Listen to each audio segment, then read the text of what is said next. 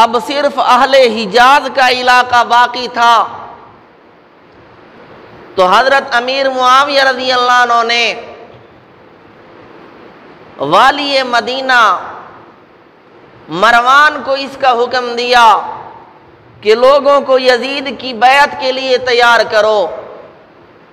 मरवान ने खुतबा दिया, कहने लगा, लोगों, अमीर मुआविया अबू बकर और उमर की सुन्नत पे अमल करते हुए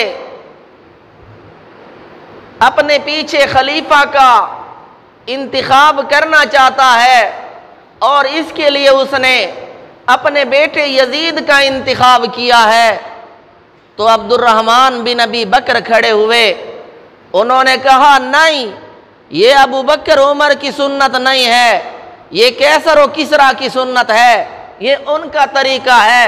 अबू बकर उमर ने अपने पीछे अपने बेटों में खिलाफत मुंतकिल नहीं की, अपने ख़ानदान वालों में खिलाफत मुंतकिल नहीं की, लिहाजा ये अबू बकर उमर की सुन्नत नहीं, कैसर और किसरा का तरीका है।